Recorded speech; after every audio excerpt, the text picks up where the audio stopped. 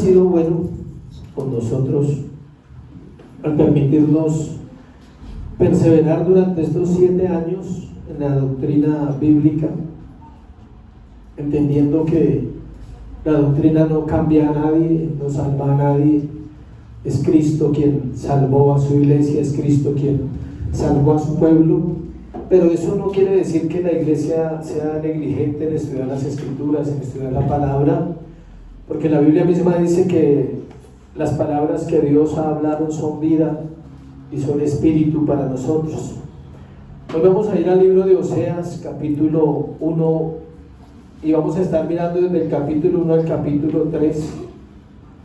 Solo vamos a leer un versículo nomás, es el versículo 2 del capítulo 1, solo vamos a leer ese versículo y vamos a estar exponiendo entre los 3 capítulos varios textos. Vamos a citar otros textos del libro también. Les pido que esté atento porque vamos a estar en el libro de Oseas la mayoría del tiempo. Vamos a leer el capítulo 1, versículo 2. Capítulo 1, versículo 2. Dice, ¿ya lo tienen? ¿Todos lo tienen ya? La idea es que usted tenga la lectura, pueda seguir la lectura, estar para allá y para acá, porque vamos a explicar algo de ese libro tan hermoso. El principio de la palabra de Jehová por medio de Oseas. Dijo Jehová a Oseas: ve, toma una mujer fornicaria e hijos de fornicación, porque la tierra fornica apartándose de Jehová. Padre, gracias por esta mañana, Señor, gracias por tu presencia.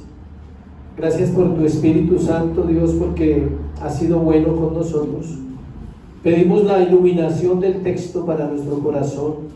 Pido que uses mi debilidad, Señor, siendo un pecador, Dios, para poder hablar a mis hermanos en la iglesia. Y pido que tu gloria, Señor, sea sobre este tema tan hermoso en la palabra de Dios. Damos gracias y pedimos que nos hables al corazón. Es en el nombre de Jesús. Amén y amén. El amor de Dios por su pueblo es una buena fecha para hablar de ese amor. Creemos firmemente que es la gran necesidad de la humanidad. La humanidad está necesitada de amor. El amor que conocemos no es el amor que quizás Dios quiere que tengamos entre unos y otros, en los hogares, en las familias. En la tierra el amor escasea, la violencia aumenta, los homicidios, los robos, los hurtos en este tiempo, toda la decadencia del hombre se manifiesta en este tiempo, tratando de celebrar algo que no se celebra correctamente, como es el nacimiento de Jesús. Debería ser un tiempo para estar en familia, compartir, dar, regalar, pero el mundo lo ve de una manera diferente. Gracias a Dios la iglesia ha podido entender esa parte. Vamos a hacer una introducción del libro. Se hace necesario porque siempre que vamos a predicar de un libro es necesario saber de qué trata, qué es el libro de Oseas, y luego vamos a ver los puntos del tema de hoy. Nos encontramos frente a una de las historias más extrañas de la Biblia, y es Dios pidiéndole a un hombre que se case con una mujer infiel, lo cual ya le pone algo interesante a la historia. Y es la pregunta si el hombre se casaría con una prostituta, o la pregunta si el hombre iría al altar sabiendo que su esposa le va a ser infiel. Es difícil porque todos los hombres demandamos ¿qué? Fidelidad. Pero en el caso del profeta hay una controversia en los estudiosos, porque en el libro de Levítico dice que los sacerdotes y los profetas no se podían casar con una mujer que no fuera virgen, doncella, santa, inclusive de su pueblo, y Dios le da la orden al profeta, lo cual ha hecho una controversia en los estudios de este libro. Pero ahora vamos a resolverlo, vamos a resolver qué pasó y cómo se ve la historia a la luz de las Escrituras. La historia del profeta Oseas es inusual, es una historia difícil de creer, así como su historia tal vez sea difícil de creer, o la mía. El libro se divide en 2 partes, capítulo 1 al capítulo 3 luego capítulo 4 al 14, nosotros nos vamos a centrar del capítulo 1 al 3 y vamos a estar ahí en esa parte. Lo que se sabe del profeta lo encontramos en la historia de su matrimonio. El capítulo 1, si usted lo lee, dice: palabra de Jehová que vino a Oseas, hijo de Beeri. No dice nada más del profeta, no dice su edad, de dónde era, nada. Tenemos muy poca información del profeta. Sabemos que era hijo de Beeri, que profetizó en los días de 4 reyes, nombra 4 reyes de Judá y un rey del norte de Israel, en la etapa de la división, el reino dividido. No sabemos nada más. Podemos citar su ministerio entre el año 755 a.C., 725 a.C., eso podemos decir del profeta. El contexto histórico es muy interesante en el momento en que el profeta es llamado a profetizar. Es un cuadro terrible el que está pasando ese momento en la tierra. Políticamente, socialmente, religiosamente, Israel ha descendido en su idolatría a Baal. Baal significa Señor, y ha cambiado a Dios por los ídolos, ha hecho estatuas, ha hecho imágenes, ha hecho un Dios llamado Baal, ha roto el pacto de Dios, se ha ido tras dioses ajenos y se ha olvidado de Dios. La violencia, la inmoralidad, la corrupción del gobierno y la decadencia espiritual son evidentes. Pero lo curioso es que esto sucede hace 2800 años y parece que no hemos cambiado. Tenemos el mismo panorama histórico. Si alguien predica dentro de 200 años y Cristo no viene y hace un contexto histórico del 2023, tendría que hacer el mismo contexto que tiene el profeta Oseas. Políticos corruptos, violaciones, inmoralidades, homicidios, pesas falsas, todo eso lo nombra el profeta. Las pesas falsas, los comerciantes abusando de las personas. No era por la pandemia, era por otras situaciones. Ahora es por la pandemia, la excusa para decir que todo está caro, que todo es así. Entonces, si no viene Cristo en 200 años, tal vez seamos protagonistas de una predicación a otras iglesias de lo que pasó hoy en nuestro tiempo. No hay mucha diferencia. El tema principal del libro, es importante saberlo, es el quebrantamiento del pacto que Dios hizo con su pueblo.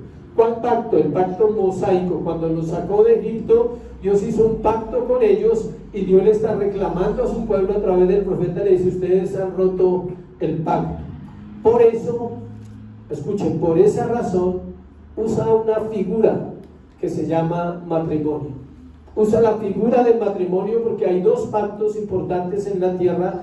Uno es el pacto de Dios con los hombres, otro es el pacto que se hace entre un hombre y una mujer llamado ¿qué? Matrimonio. Son los 2 pactos importantes para nosotros.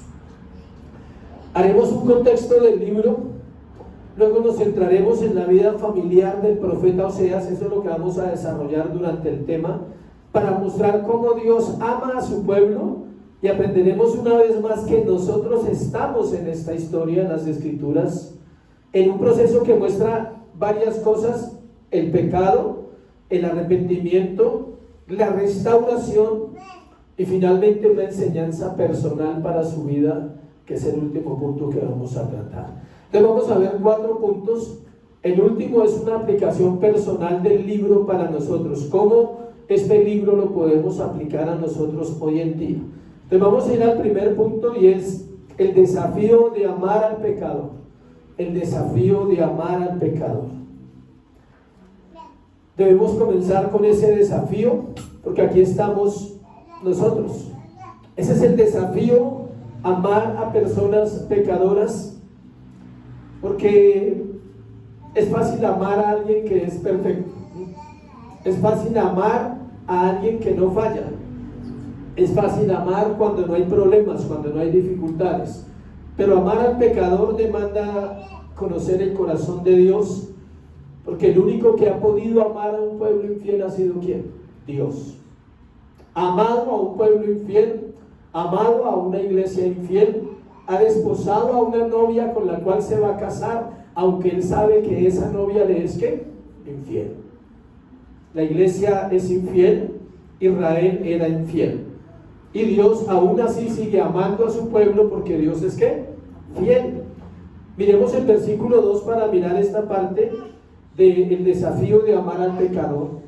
El principio de la palabra de Jehová por medio de Oseas. Dios le habla al profeta y le dice: dijo Jehová a Oseas: ve, tómate una mujer fornicaria e hijos de fornicación, porque la tierra fornica apartándose de Jehová. Desde el momento en que Dios le da la orden al profeta de amar a una mujer infiel, desde ahí vemos un desafío para el profeta. El profeta es desafiado, pero algo curioso en la vida del profeta Oseas es que él nunca responde, él nunca pregunta, él no dice: Señor, no hay otra opción, o sea, no hay otra mujer, tiene que ser una mujer infiel, tiene que ser una mujer fornicaria. Y él no reclama, porque él podría decir: Señor, pero en la ley de Moisés dice que nosotros no nos podemos casar con una mujer infiel. No, el profeta, ahora vamos a entender por qué el corazón del profeta no se manifiesta. Hay una razón por la cual no se manifiesta esa actitud de simplemente ¿qué? Obedecer. Es curioso que normalmente cuando Dios hablaba a los profetas lo hacía de la siguiente manera: así dice el Señor. O vino palabra de Jehová a mí ¿qué? Diciendo. Pero en este caso le dice al profeta diferente, le dice: ve y toma una mujer fornicaria. ¿Qué lucha debió ser para el profeta que se casaría con una mujer que le sería infiel? Vamos a empezar a aclarar cosas de la vida de la familia del profeta para no inventar. Esta mujer no era infiel cuando se casó con el profeta, era una mujer común y corriente. Recordemos que el profeta está escribiendo su libro en retrospectiva, así como un retrovisor. El libro fue escrito más adelante por el profeta, después de que él vivió toda esa historia que tenía que ver con el amor de Dios por Israel, y Dios le dice al profeta que él quiere mostrar a través de la historia de su matrimonio cómo es el pueblo y cómo es Dios. Gomer representa varias cosas allí, pero ahorita vamos a hablar de la familia del profeta. Sigamos acá. Pregunta: ¿te casarías con una prostituta? Es una pregunta difícil, es molesto. A veces para algunos dicen: uy, pero ¿qué tema está tratando el pastor hoy? Está hablando de prostitutas. ¿Suena cruel a tus oídos santos esa propuesta? ¿Son tus oídos demasiado santos como para oír si te casarías con una prostituta? ¿Suena grosero? Escucha, si te suena grosero, el Dios Santo ha lidiado con una infiel siempre, con un pueblo infiel, con una novia infiel, y la ha desposado y se va a casar con ella en las bodas del Cordero en Apocalipsis 20. A la novia se le ha concedido que se vista de lino fino, de lino limpio y resplandeciente para ir a las bodas ¿de quién? Del rey. ¿Es infiel? Sí. Pero el Señor, antes de casarse con ella, la va a santificar, la va a limpiar. ¿Dónde la va a limpiar? Acá, en la tierra, para que ella llegue como debe llegar, sin mancha, sin arruga. No aplica en lo terrenal las arrugas. Sin mancha, sin arruga, para la novia que se va a casar. Aquí no importa la arruga, ¿listo? Por eso es que hablar de amor sin conocer a Dios nos convierte en idólatras. Escucha esa frase: hablar de amor sin conocer a Dios nos convierte ¿qué? Idólatras. Que decimos amar, pero en realidad nos amamos a nosotros mismos. Esto se aplica mucho en las relaciones: padres, hijos, esposos, esposa, y relaciones personales. No podemos amar hasta que dejemos de amarnos a nosotros mismos y nos demos a las personas. Miremos algunos de los pecados de Israel que Dios está demandando de Israel y que el profeta está denunciando sobre el pueblo en ese momento. Estamos hablando de amar, el desafío de amar a un pecador. Entonces, esta es una radiografía. El primer punto es una radiografía de cómo está la situación allá en cuanto a qué, en cuanto al pecado. ¿Cuál es el pueblo que Dios dice que va a amar y va a redimir? ¿Cuál es el pueblo que Dios está rescatando en ese momento a través del mensaje de la vida del profeta? Miremos, solo vamos a estar en Oseas para que usted se mueva rápido ahí. 9:9, dice 9:9. Cuando no nombro el libro es porque estamos en el mismo libro. 9:9. Llegaron hasta lo más bajo en su corrupción, escuche. Como en los días de Gaba, ahora se acordará de su iniquidad, castigará su pecado. ¿Eran qué? Corruptos. 4:16, porque como novilla indómita se apartó Israel. Era una novilla, joven, rebelde. 11:5, no volverá a tierra de Egipto, sino que el asirio mismo será su rey, porque no se quisieron ¿qué? Convertir, no se quieren, son corruptos, son rebeldes, no se quieren arrepentir. Capítulo 8, versículo 3. Israel desechó el bien, enemigo lo perseguirá. No les gustaba lo bueno, rechazaban lo bueno. 4:6, solo un listado para ver qué sociedad era. Mi pueblo fue destruido porque le faltó ¿qué?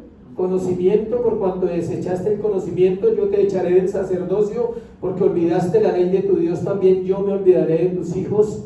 Rechazaban la palabra de Dios. 8:1, pon a tu boca trompeta, le dice Dios al profeta, como águila viene contra la casa de Jehová, porque traspasaron mi pacto y se rebelaron contra mi ley, rompieron el pacto mosaico, no cumplieron la ley del Señor.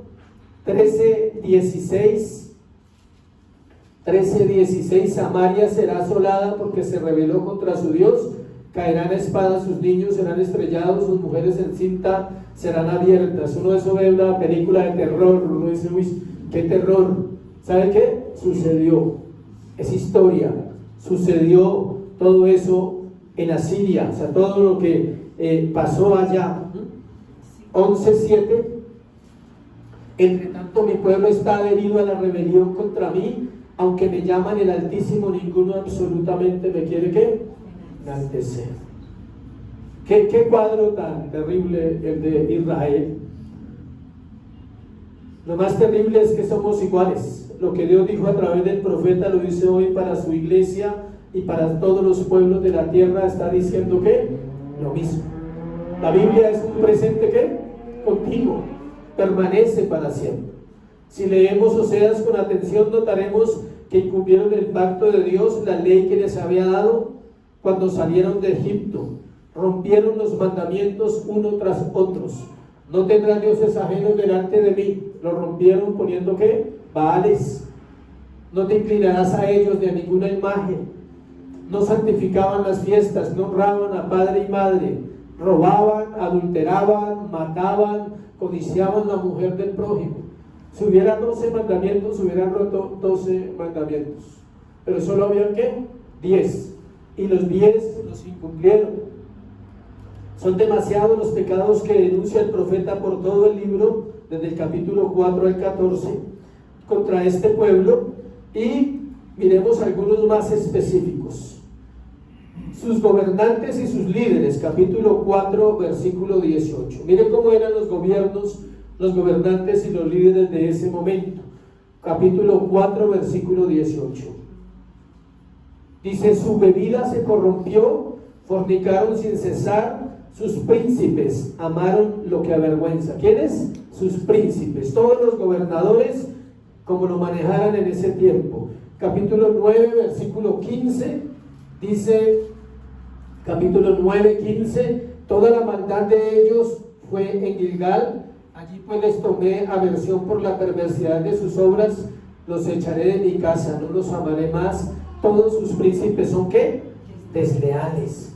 Ese era el gobierno de Israel. Ahora otro pecado que cometieron, buscaron ayuda en el hombre. Capítulo 5, versículo 13. Buscaron ayuda en el hombre.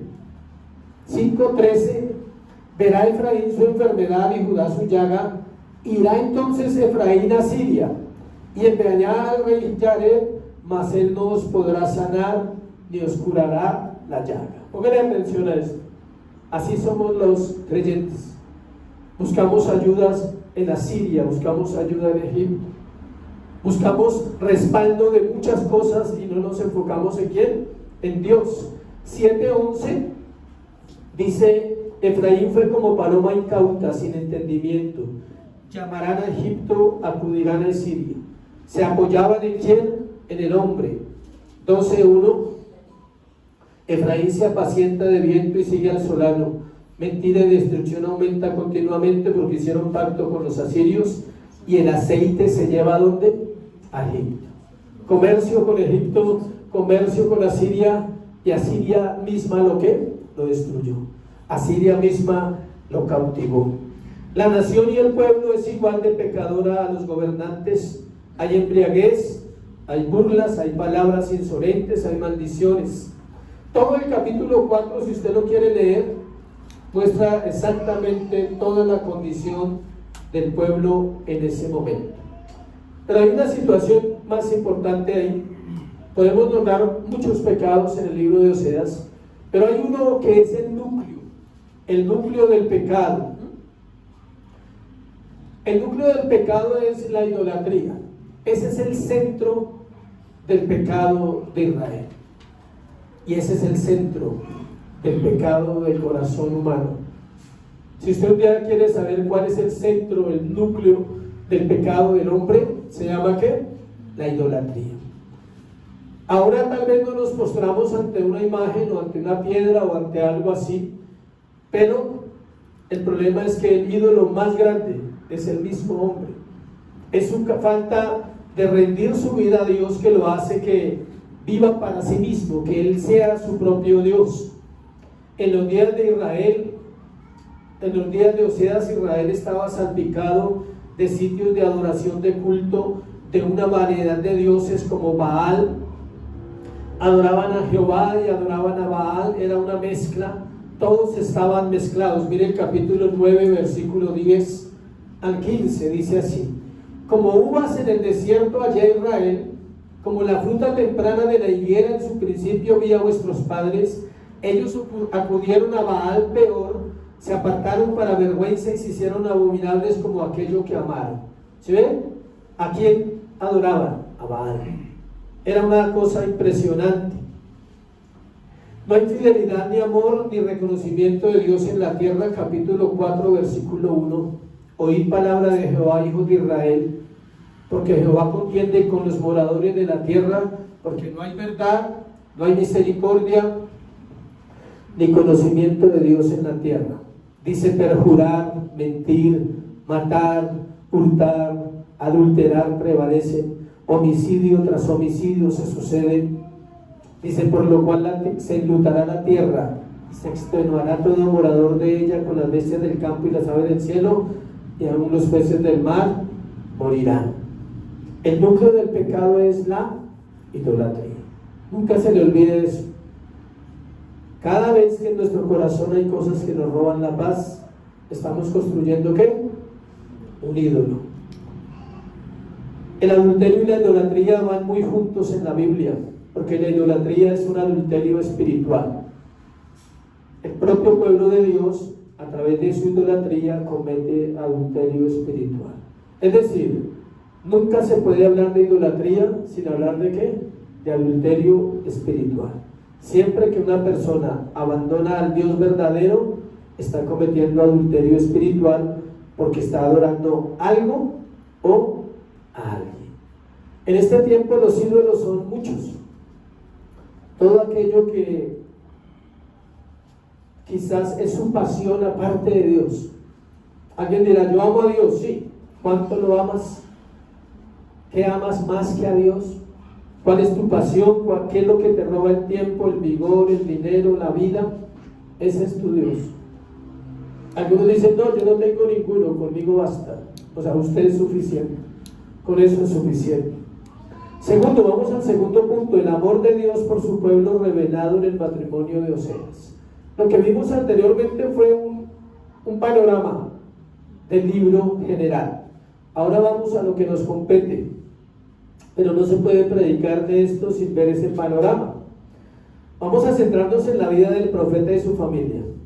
Vamos a estar en el capítulo 1 muy atentos. Tenemos a los personajes de la historia, Oseas significa Dios es salvación, para que anote ahí. Tenemos a la esposa que se llama Gomer. Su significado me dejó sorprendido. Terminar, fracasar, acabar, significa Gomer en el hebreo. Tenemos a sus hijos.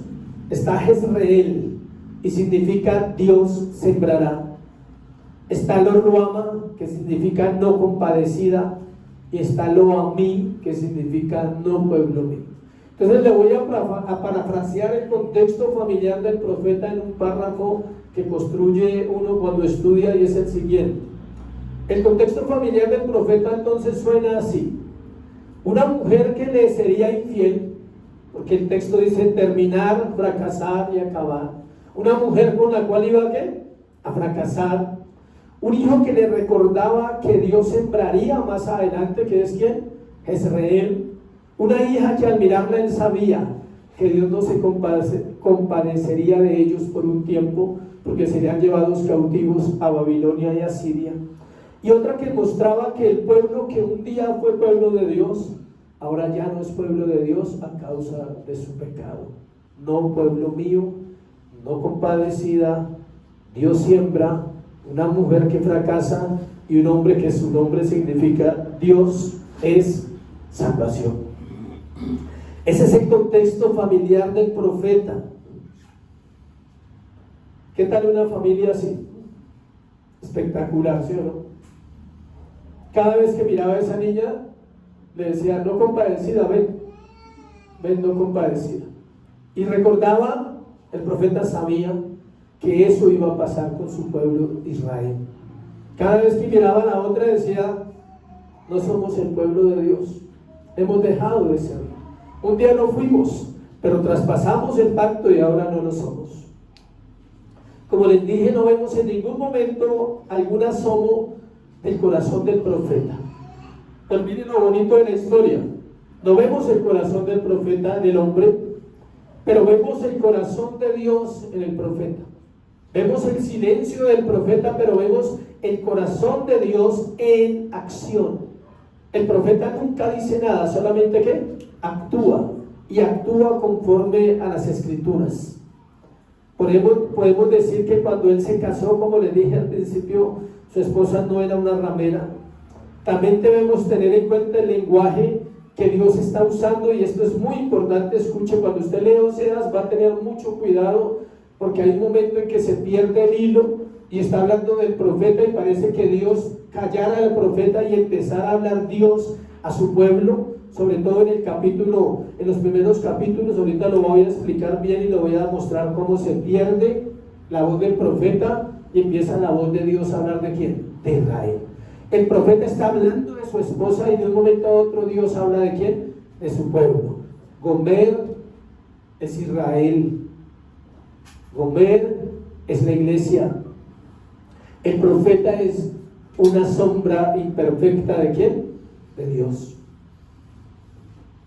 Hay una cuestión que quiero aclarar, y es que cuando se predica el Antiguo Testamento, la gente tiene una idea errada de Dios y creen que el Dios del Antiguo Testamento solo mataba gente y juzgaba.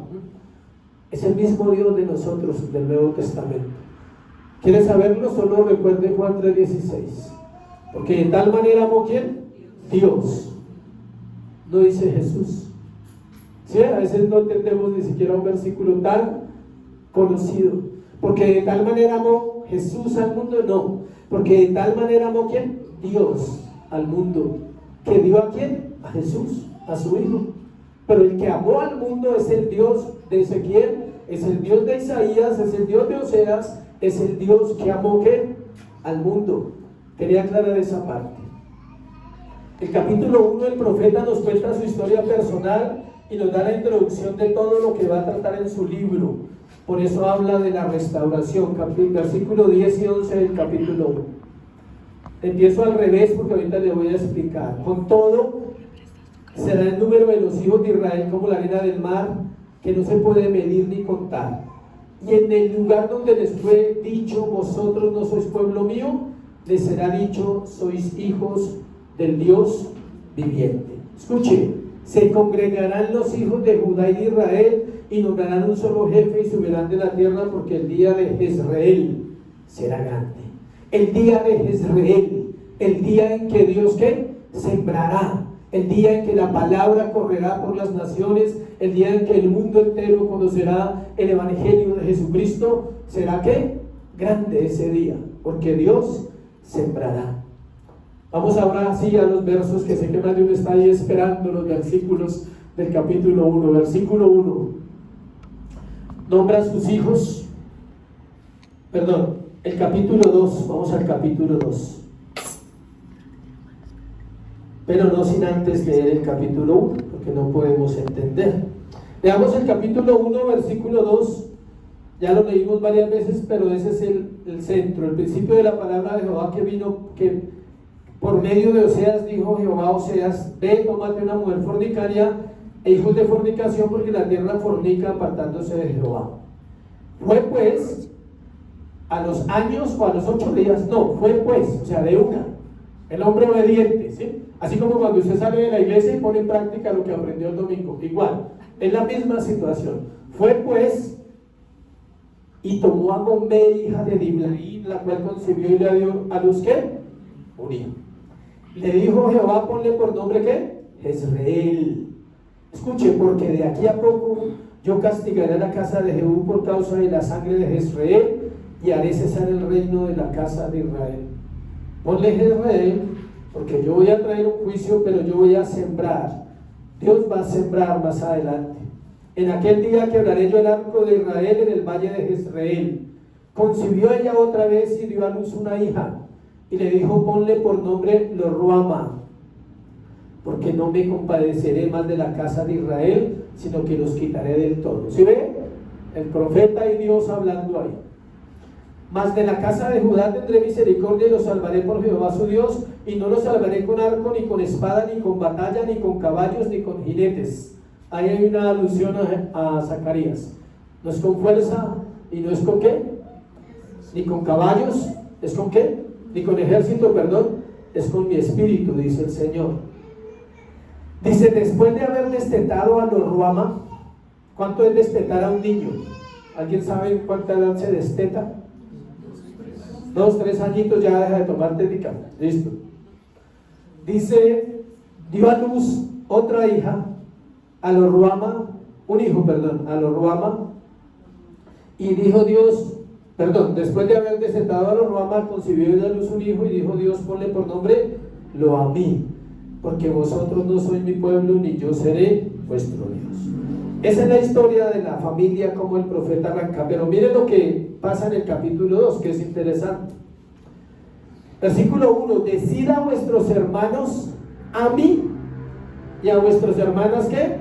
Ruama. Entre el capítulo 1 y el capítulo 2 pasó lo que pasó. Gomer se prostituyó. Gomer se volvió infiel. Entre el capítulo 1 y el capítulo 2 pasó eso. ¿Quieren saber por qué? Por los términos que usa el Espíritu Santo en el versículo 1, porque le dice el profeta a los hijos, escuche, después decida a vuestros hermanos, dice, a Ammi y a vuestra hermana Ruama. Ahí ya cambia y le dice: este es pueblo mío y esta es compadecida. Es decir, los hijos no tuvieron nada que ver en el pecado de la madre.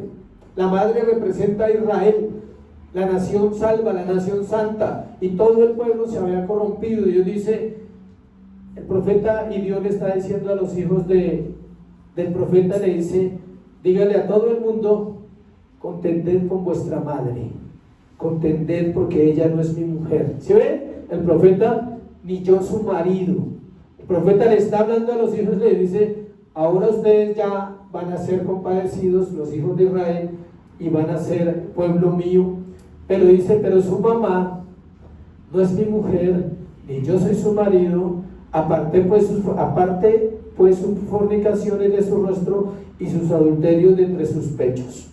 No sea que yo la despoje y desnuda y la ponga como el día en que nació, y la haga como un desierto y la deje como tierra seca y la mate de sed. Dice que puede pasar, dice el Señor, dice, puede pasar si no hay restauración para su pueblo, si no se aparta de fornicación y adulterio, dice 3 cosas: la hará como un desierto, será tierra seca y morirá de sed. Versículo 4. No tendrá compasión de sus hijos, dice, porque son hijos de prostitución. Note el versículo bien y note el detalle. Porque el profeta le dice a los hijos, primero a los hijos que había tenido con ella mientras estuvo con ella, y acá dice, si ella tiene más hijos, serán hijos de ¿qué? De prostitución, de adulterio. Dice, no me voy a compadecer de ellos, no voy a tener misericordia de ellos, porque su madre se prostituyó, la que los dio a luz se deshonró, porque dijo, iré tras mis amantes que me dan mi pan, mi agua, mi lana, mi lino, mi aceite y mi bebida. El profeta habla de Gomer y Dios habla de Israel, a eso me refería. El profeta está hablando de su esposa y Dios está hablando de ¿quién? De Israel. Es una cuestión muy interesante. Para Dios Gomer es Israel su pueblo. Si eso es así, entonces ¿quiénes somos nosotros en la historia? No te creas el profeta, por favor.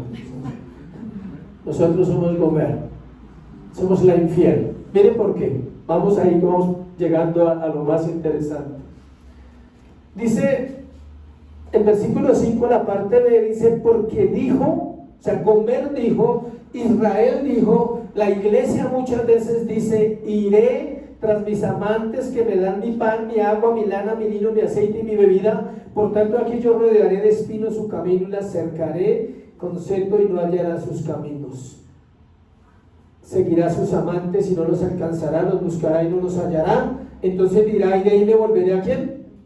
A mi primer marido, porque mejor me iba entonces que ahora.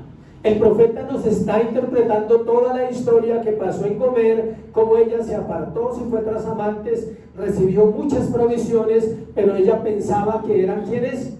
Sus amantes. Pero no eran sus amantes, igual que la iglesia, no son sus amantes, iglesia, la que les da la provisión. No son sus trabajos, no son sus empresas, no son sus cuentas, sus propiedades. ¿Es quién? Dios, a través de un medio que Él ha establecido. Nosotros también nos vamos tras amantes. Mucha gente le da gracias a Dios por el sueldo que tiene, en vez de decir, Dios, gracias por el sueldo que me diste. Suena mejor. Gracias por el sueldo, gracias por el trabajo, gracias por la familia. Muchos le dan gracias a la familia, pero no le dan gracias a ¿quién? A Dios. ¿Viven tras qué? Amantes. Los amantes de Gomer son hombres. Los amantes de Israel son naciones. Y los amantes de la iglesia, ¿quiénes son? Solo tú lo sabes en tu corazón. Cada uno tiene diferentes. Cuando Israel fue llevado cautivo, nadie lo pudo librar. Cuando Gomer fue dejada sola por sus amantes, entonces hizo lo mismo que hará Israel más adelante. Dice, cuando Jehová nos hiciere volver de la cautividad, seremos como los que sueñan, entonces nuestra boca se llenará de risa y ¿de qué? De alabanza. Gomer dijo lo mismo. Esto sucedió retrospectiva. El profeta nos está contando y dice que Gomer dijo en su interior, me volveré a mi primer marido, porque mejor me iba entonces que ahora. Versículo 8. Ella no reconoció que yo le daba el trigo, el vino, el aceite, y que le multiplicaba la plata, el oro que ofrecían a Baal. Este verso nos dice cómo era la vida de Gomer y cómo era la vida de Israel. Ella no reconoció, dice. Escucha esto bien que nos va a asombrar. Era el mismo profeta el que enviaba la provisión para su esposa infiel, ¿a través de quién? De sus amantes. Y los amantes llegaban con su dinero y su lana y su vino, y ella nunca se imaginó que detrás de eso era ¿quién? El profeta. Y así hace Dios con nosotros. Dios está detrás de todos nuestros amantes y nos ¿qué? Nos provee. Por tanto dice versículo 9, yo volveré, tomaré mi trigo a su tiempo y mi vino a su sazón, y quitaré mi lana y mi lino que había dado para cubrir su desnudez. Dios va a restaurar a Israel. El profeta va a restaurar ¿a quién? A Gomer. Del capítulo 9 al 13, del versículo 9 al 13, encontramos todo lo que tiene que pasar Israel y que quizás tuvo que vivir Gomer en otro contexto para luego ser restaurada como esposa. Y tal vez tú lo has vivido, tal vez yo lo he vivido en otro contexto. Escucha, haré cesar todo su gozo. Se acabaron las rumbas, Gomer, sus fiestas, sus nuevas lunas, sus días de reposo, todas sus festividades, dice. Haré talar sus vides, sus higueras, de las cuales dijo: mis salarios son salario que me han dado mis amantes, y las reduciré a un matorral, y las comerán las bestias del campo. La castigaré por los días en que incensaba a los Baales, y se adornaba de sus arcillos y de sus joyeles, y se iba tras sus amantes, y se olvidaba de mí, dice Jehová. Para llegar a la joya del versículo 14, que es el que usted sabe y el que yo sé, pero no sabemos la historia, cómo fue llevada Gomer, cómo fue llevado Israel. He aquí que yo la traeré y la llevaré al desierto, y hablaré ¿qué? A su corazón. Hasta aquí llegamos al versículo hermoso, al que nos encanta. Dios lleva a su pueblo al desierto. Escuche lo que dice: le daré sus viñas desde allí, el valle de ¿qué? De Acor, por puerta de esperanza. Allí cantará como en los tiempos de su juventud, como en el día de su subida de la tierra de Egipto. Allí está hablando de Israel, pero Gomer fue llevada al desierto, y mire lo que dice. El valle de Acor significa en hebreo atormentado. Gomer tuvo que ser atormentada por su pecado para poder volver en sí. Viene de una raíz que a su vez significa perturbar y afligir, pero allí en ese valle Dios abrirá una puerta ¿de qué? De esperanza. El valle de desesperación, el valle del tormento, ahora se convertirá en una puerta ¿de qué? De esperanza. Versículo 16. En aquel tiempo, dice Jehová, me llamarás Ish, y nunca más me llamarás ¿qué? Baali. Tremendo. Dios va a tratar la idolatría de Israel y le va a quitar la idolatría. Eso sucedió en el cautiverio. Hoy los judíos no tienen ídolos, solo adoran ¿a quién? A Jehová, porque ellos todavía no reconocen ¿a quién? A Cristo el Mesías, todavía no lo reconocen, pero no tienen otros dioses, solo ¿a quién? A Jehová. ¿Dónde les quitaron la idolatría? En la última etapa antes de que Cristo apareciera. Porque Dios tratará la idolatría y el adulterio de su pueblo para que ya no adoren a Baal. Mire esto tan interesante. Hay dos palabras claves ahí. Ishi, esto es mi marido, y esto es mi señor, Baali. Baal significa señor, y al ponerle la I entonces era ¿qué? Mi señor, Dios. Pero es tan hermoso Dios que aquí empieza el proceso de restauración, que es donde vamos a llegar. Que Él dice: no me llames Señor, soy tu marido, soy tu esposo. Es íntimo. Él dice: ya no quiero que me digas Señor, Señor, no, quiero que me ames como una esposa ama a su esposo, y como un esposo se deleita en su esposa. Pasa a una etapa de más que intimidad. Dios derriba los ídolos del corazón para que no sean más estorbo entre Él y su pueblo. Hace años leí una frase que decía: ten cuidado con los ídolos, porque es lo primero que Dios te va a quitar cuando quiere cambiar tu vida. Es lo primero que te va a quitar, los ídolos. Y si llevan mucho tiempo, pues va a doler más, porque están más arraigados. Tercero, restauración después de la infidelidad. Hemos visto el proceso de cómo se constituyó la familia del profeta.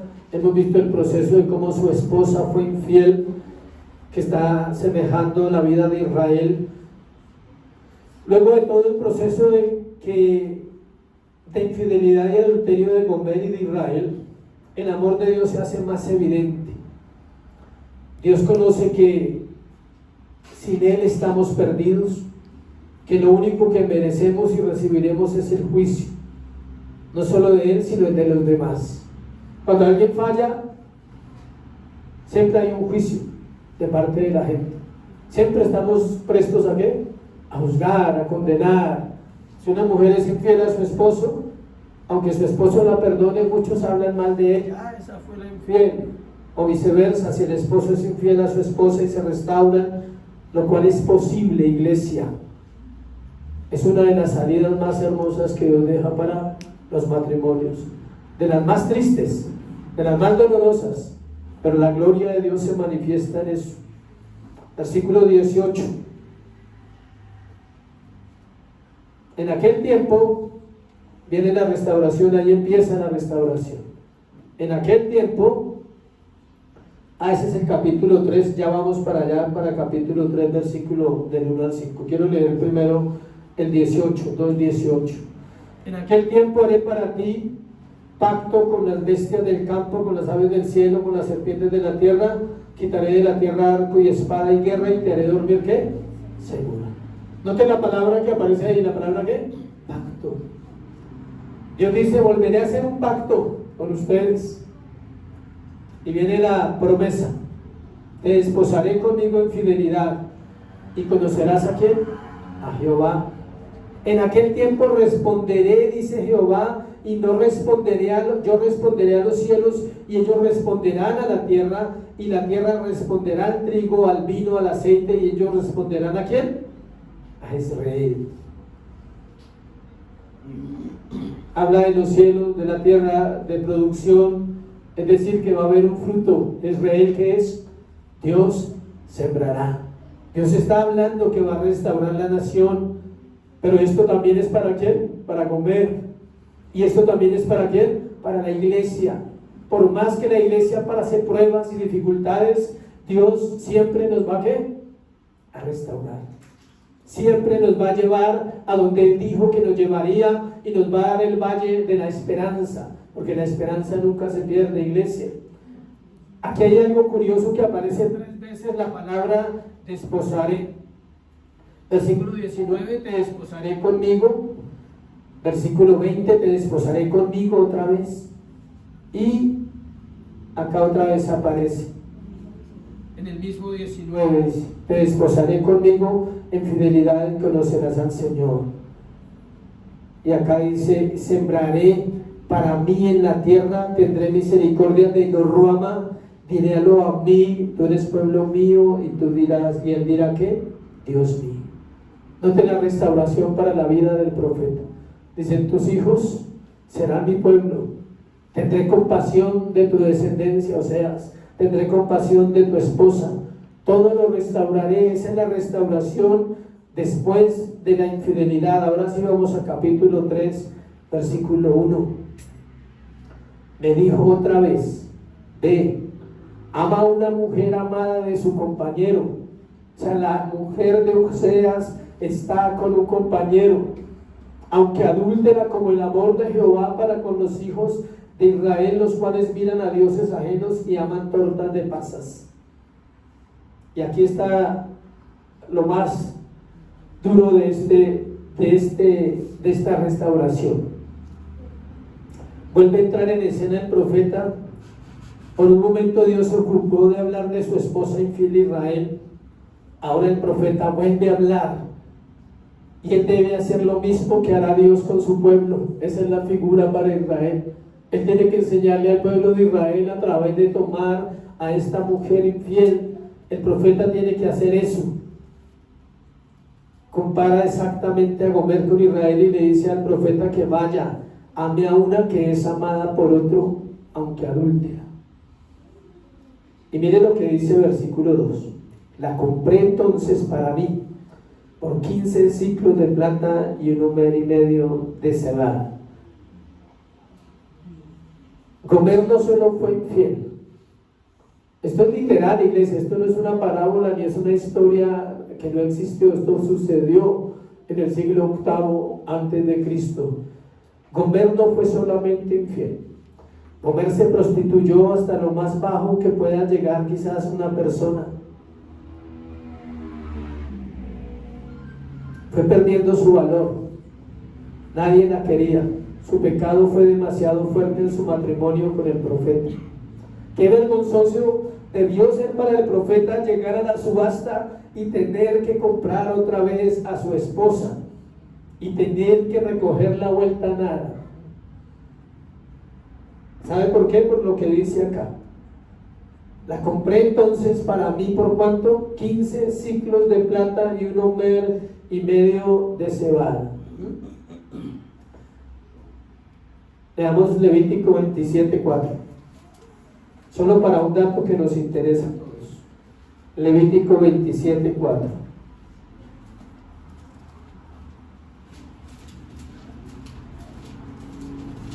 Dice: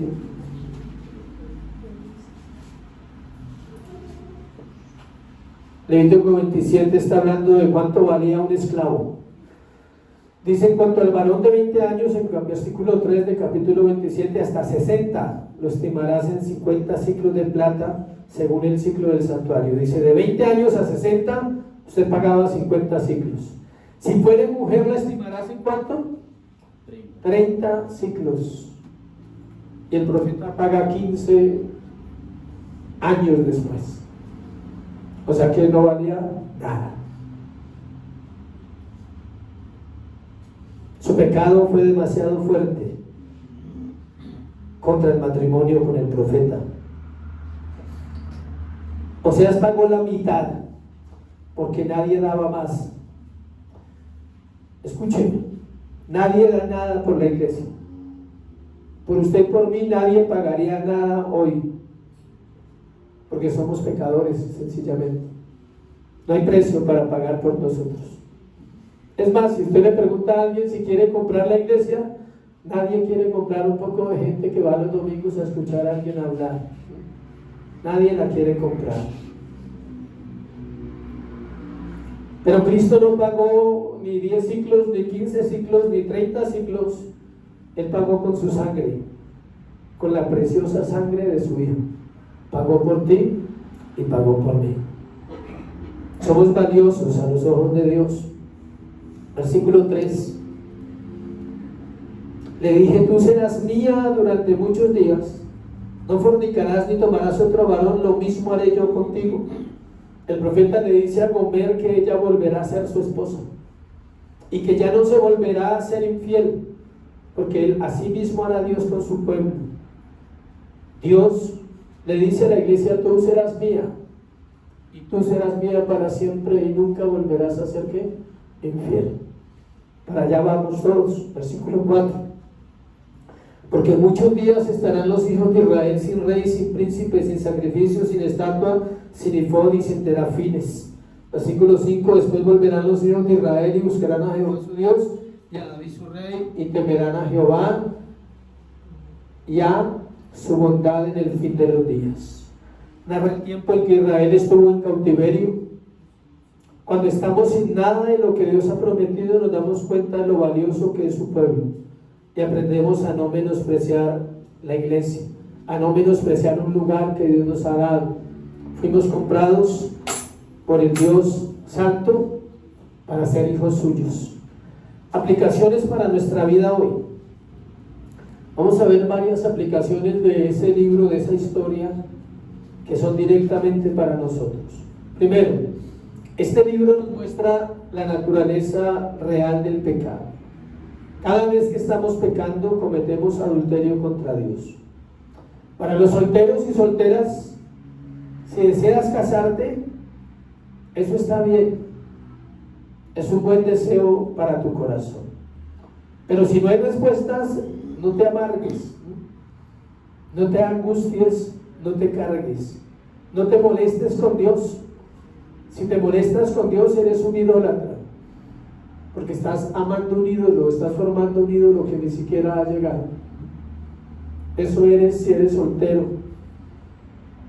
Quiere decir que Dios no es suficiente para tu vida, o tu relación con Él no es suficiente. Si estás casado o casado, honestamente, ¿has pensado alguna vez, o tal vez alguna vez te has quejado de tu esposa o de tu esposo? Entonces pecas, porque tienes un marido que provee todo a través de.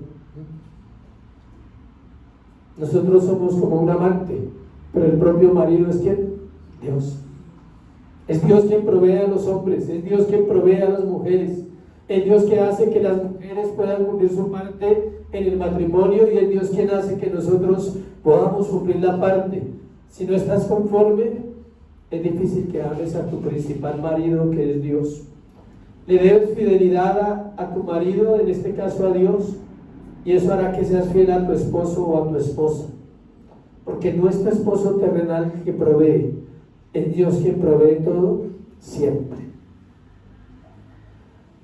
Algo importante es que para derribar los ídolos debemos identificarlos para poder luchar. ¿Quieres saber cómo se identifica un ídolo?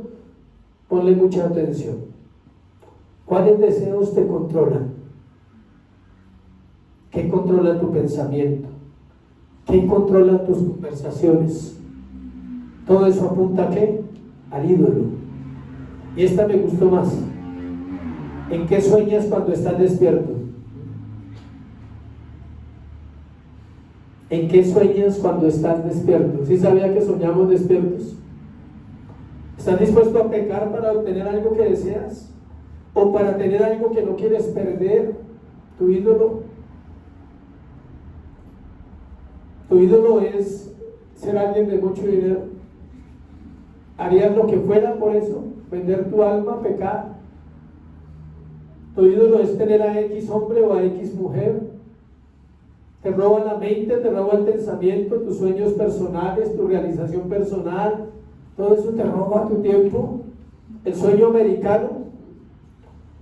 Todo el mundo quiere ir a otro lugar a hacer nada, porque no va a hacer nada hasta que no encuentre en su corazón quién es. Todo el mundo quiere conseguir dinero fácil, en euros, en dólares, pero no entienden que somos bendecidos en una nación que es bendecida, que es rica, porque es una nación que todavía no se ha pervertido. ¿Quieres ir a un lugar donde Dios no existe en Europa? Dios está muerto. ¿Quieres a un lugar donde se corrompió a causa del materialismo en Estados Unidos? Donde un día amaron a Dios y hoy en día no aman a Dios. Lo sacaron de las escuelas, lo sacaron del gobierno, lo sacaron de todo lado. ¿O quieres una nación donde todavía se pide un poquito de fidelidad en el matrimonio? En España no hay fidelidad.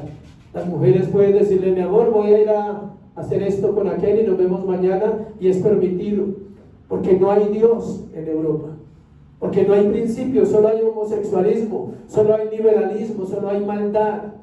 ¿Quieres ir a vivir eso? Hay suficiente corrupción acá para nosotros. No necesitamos otra corrupción en otro lugar. Hay suficiente. Y Dios ama y bendice a los que aman su pueblo. ¿Sí sabías? Dios ama y bendice a los que aman su nación. Nosotros como iglesia debemos ¿qué? Amar nuestra nación. No buscar ídolos extranjeros, ídolos en otras ciudades. Es diferente, hay naciones que han tenido que salir, ¿por qué? Por obligación, ya es diferente. Porque tuvieron que salir, no tenían opción. Pero tú tienes opción acá de ser bendición. Recuerda el momento en que el Señor se comprometió contigo en fidelidad. Los votos de Jesús. Te amaré, te respetaré, te seré fiel en la enfermedad, en la escasez, en todo tiempo te seré fiel. Esos son los votos de Jesús contigo.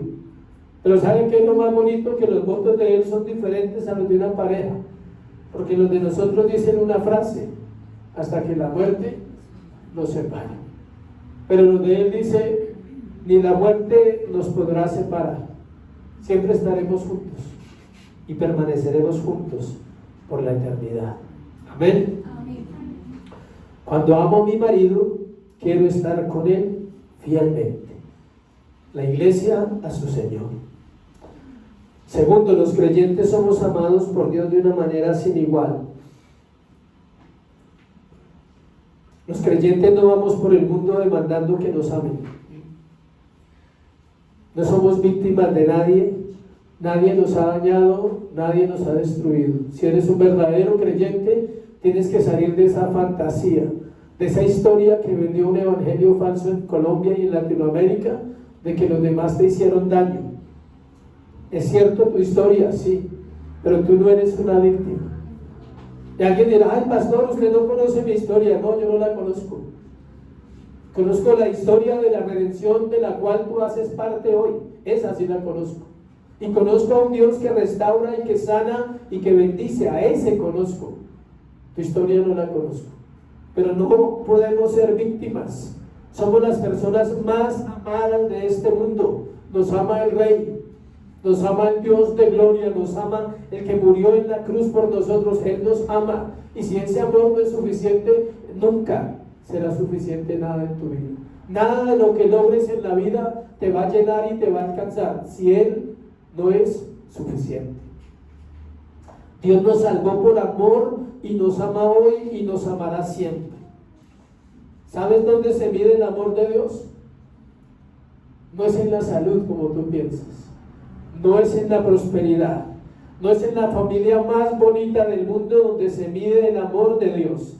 Es en la cruz donde se mide el amor. ¿Quieres saber cuánto te amó? Mira la cruz y entenderás el amor de Jesús y podrás serle fiel a Él.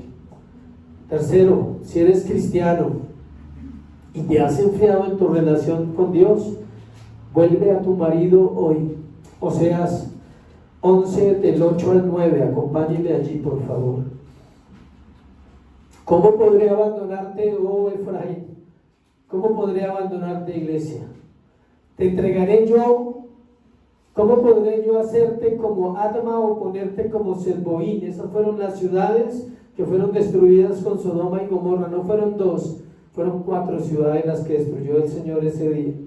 Mi corazón se conmueve dentro de mí, se inflama toda ¿qué? Mi compasión. No ejecutaré el ardor de mi ira ni volveré para destruir a Efraín, porque Dios soy y no hombre, el santo en medio de ti, y no entraré en la ciudad. Esa es la promesa. Si eres cristiano y te has enfriado, si tú no llevas una vida de oración, y si este año no has sido fiel a Dios en la palabra y en la oración, hoy es el día de volverte a tu marido, como la mujer de Oseas y como Israel volvió a Dios. Dios te trajo esta mañana aquí para hablarte a través del profeta Oseas. Pero mira la voz de Dios en el último capítulo de Oseas 14:9. El último versículo, mire lo que dice Dios. Y eso es para usted y para mí. ¿Quién es sabio para que entienda esto y prudente para que lo sepa? Porque los caminos de Jehová son rectos y los justos andarán por ellos, mas los rebeldes caerán en ellos. Aunque tu amor esté frío, el amor de Cristo nunca se apagará por ti si tú eres de Él. Su amor no es como el de nosotros. Nosotros amamos hasta que nos traicionan. Él continuó a la cruz sabiendo que iba a ser traicionado, y a pesar de la traición amó a Pedro y amó a Judas. Amamos hasta que nos abandonan. Amamos hasta un límite. Él nos amó hasta el fin. Tú y yo amamos hasta que los demás nos fallan. Ahí ya no amamos de la misma manera. Él no es así. Último, si alguien aquí no está en esa relación de pacto, puede venir a esa relación de pacto. Su amor es eterno, o sea, permanente, nunca va a terminar. Él llama a la iglesia a ser sabia. Él llama a la iglesia a evangelizar, a compartir el evangelio. Si no conoces a Dios realmente, puedes conocerlo. Hoy es el día de salvación para tu corazón, para tu vida. Vamos a orar, póngase sobre sus pies y vamos a orar.